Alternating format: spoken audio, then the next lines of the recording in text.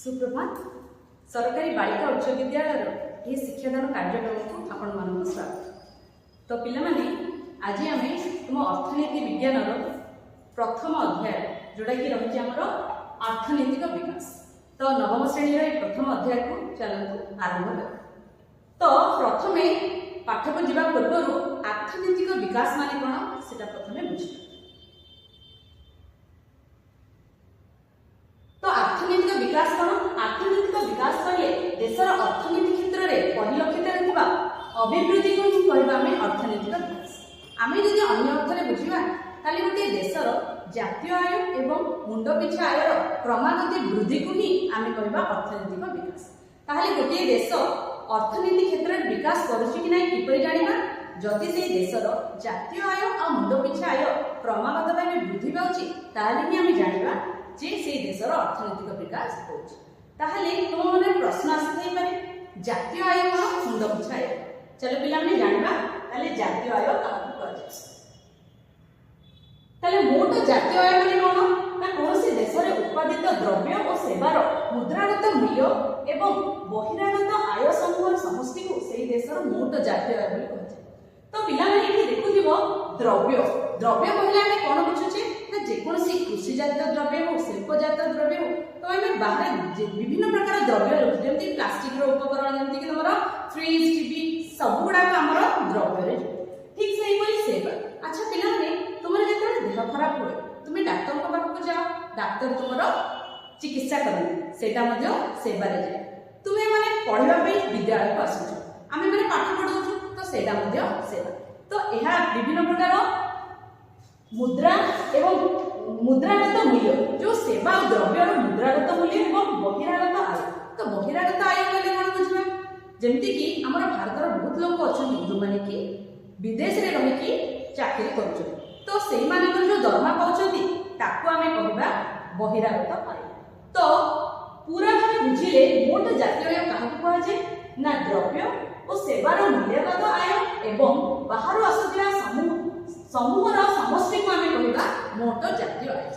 ताले पिला माने एबे बुझि पारलो मोट जातीय आय कोन? ताले एबे बुझिबा मुंड पिछा आय कोन। ताले पिला माने मुंड पिछा आय काहकु कहै छै ना जदि आमे मोट जातीय आय को से देशर जनसंख्या सहित भाग करिबा ताहाले आसीबो मुंड पिछा आय। तुम गोटे सुंदर उदाहरण देके बुझे।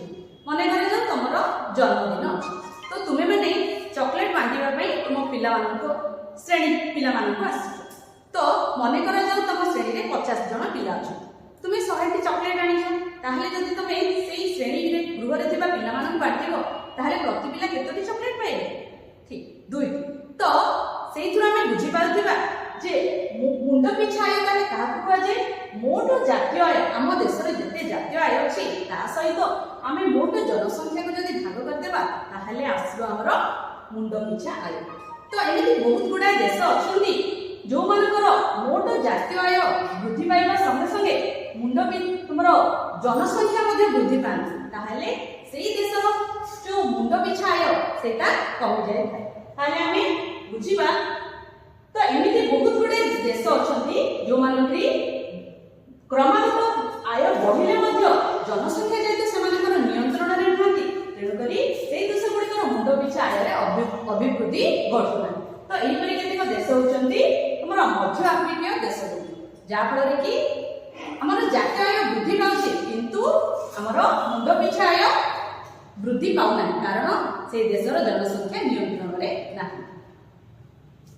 तो पिला माने आमे जानिबा अर्थनैतिक विकास निमंते कोन कोन सब शर्त गुडी अछि। तो किपरि आमे हमर अर्थनैतिक विकास करि पारे कोन कोन शर्त गुडी सब अछि। तो सेही अर्थनैतिक विकास रे 5टी शर्त रहिछि। चलो गोटी गोटी करे देखि। तो प्रथम शर्त होछि मोट जातीय आय मुंड पिछा आय रे क्रमागत वृद्धि।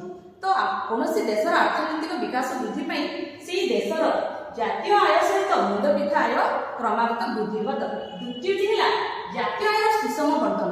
हमर जेते सब आय अछि ताहा समस्त लोक मानक भितरे सुषम भावे बंटा जिबा दरकार। तृतीयटी हैला समस्त को खाद्य वस्त्र बासगृह आदि प्राथमिक सुविधा विशेष करी जो दरिद्र लोक माने अछंती सेमानकर बंचिबार सर्वनिम्न आवश्यकता पूर्ण करिबा सामर्थ्य मध्ये से देशर रहिबा दरकार। तो तल चित्र रे तुम मैंने देखि पारथो केते गुडी पिला बसिकी खाउछन एवं ऊपर चित्र रे किछि लोक धाडी करिकी मो खाଇବା बंटन करा जाउछ।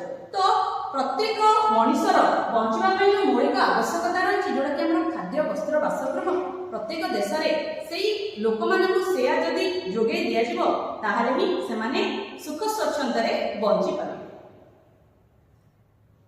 चतुर्थटी होची समस्त को शिक्षा स्वास्थ्य सेवा रोजगार आदि मौलिक सुविधा प्रदान करबा एवं समस्त को स्वाधीन भाव में बंचिबार अधिकार एवं निरापत्ता सम्मान सहित बंचिबार अधिकार।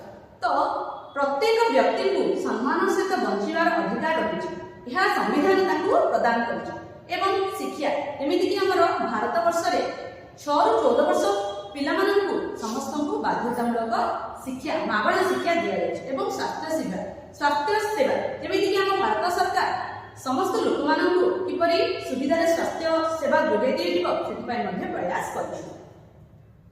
ताले एबे हमें जानि पाले तो केमिति पांचटी शर्त रही हमर अर्थनैतिक विकास ताहले ए अर्थनैतिक विकास को लक्ष्य करिकी समग्र देश जो अछि से समग्र देश मान पृथ्वी पृष्ठ जेते देश अछि से देश को वर्गीकरण करा जाय मुंड पिछा आय को आख्या करिकी समग्र देश को वर्गीकरण करा जाय एवं से दुईटी हला विकासशील देश और विकसित देश।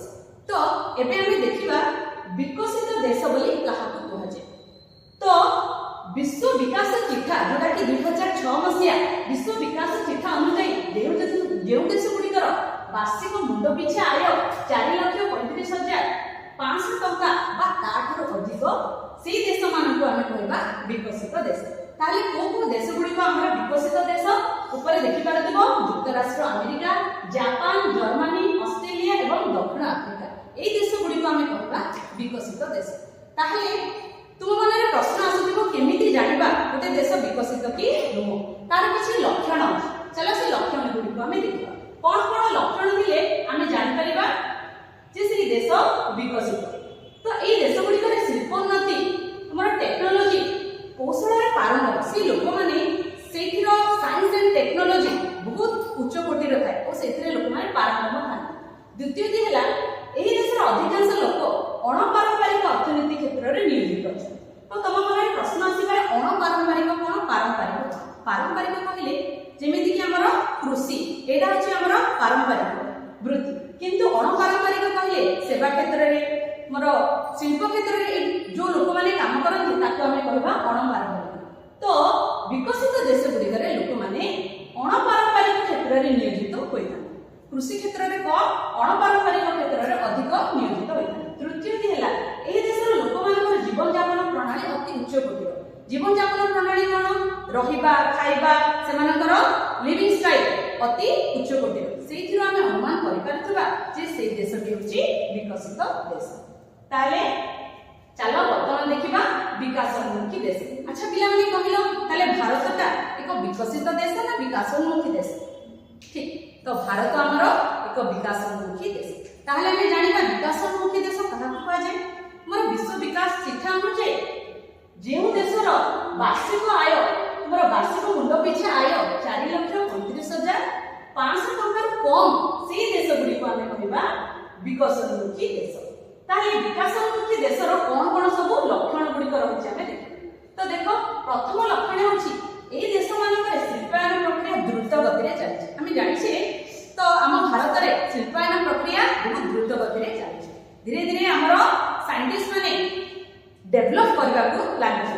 ठीक सेही परि एही देश गुडी करे टेक्नोलॉजी उच्च कोटि रो होय न थाए। केमिति जानिबा टेक्नोलॉजी उच्च कोटि रो नै जेमिति कि हम देखिबो तुम घरे जेको से टीवी की फ्रिज अणा जाय तो सेते बेले तुम जेते बेले टीवी खराब हो जाए तुम मेकानिक पाखा को नउछो तो मेकानिक कहूची ना एटा को हमें कंपनी को पठाइ पड़ो।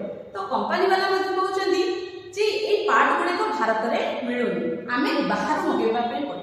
तो एई तुरन अनुमान करिबा रहिबा जे आम देश रे जो टेक्नोलॉजी अछि किंतु एते उच्च कोटि रो ना। आ कोन द्वितीय तो होची एई देशर अधिकांश लोक पारंपरिक अर्थनीति क्षेत्र रे नियोजित अछि। पारंपरिक अर्थनीति माने कृषि क्षेत्र रे अधिक लोक नियोजित अछि। आमे जानि छै जे भारत होची एक कृषि प्रधान देश एवं से कृषि ता ऊपर निर्भर करे वर्षा उपरे निर्भर करे। ठीक समय रे जदि वर्षा न आसिला ताले फसल मध्य ठीक हुए ना। ठीक सेही परि ए देशर लोकमानक जीवन यापन प्रणाली अपेक्षाकृत न्यून अटे। केमिति जानुछ न्यून अटे?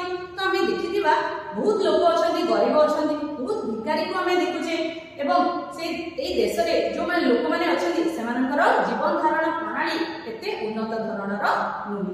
तो एथुर आमे अनुमान करि परिबा जे ए देशर जीवन यापन हमर प्रणाली अपेक्षाकृत अन्य देश अपेक्षा न्यूनतर।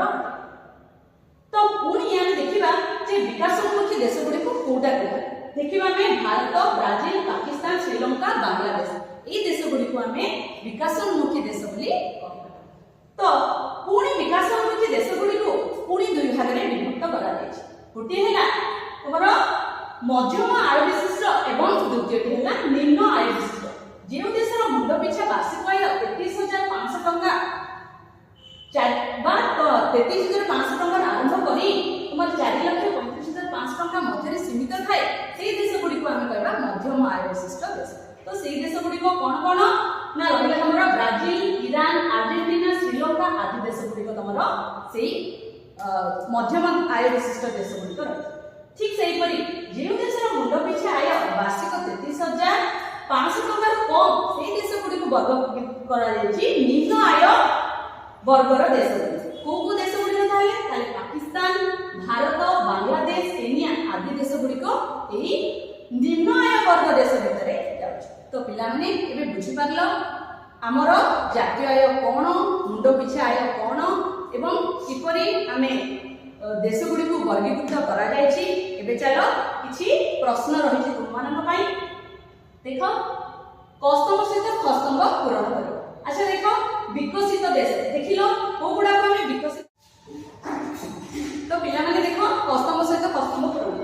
तो विकसित देश अच्छा कहिलो कोटा विकसित देश ठीक ताले युक्तराष्ट्र अमेरिका होछ हमर विकसित देश। ताले मुंड पिछा आय कहां को जे मोट जातीय आय सहित जेतेबे हमर मोट जनसंख्या को विभक्त करा जाय ताले हम कहबा मुंड पिछा आय। ताले विकासोन्मुखी देश कोटा ताले हमर भारत होची विकासोन्मुखी देश।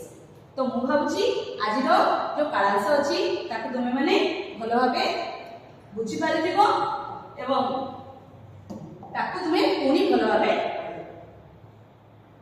धन्यवाद।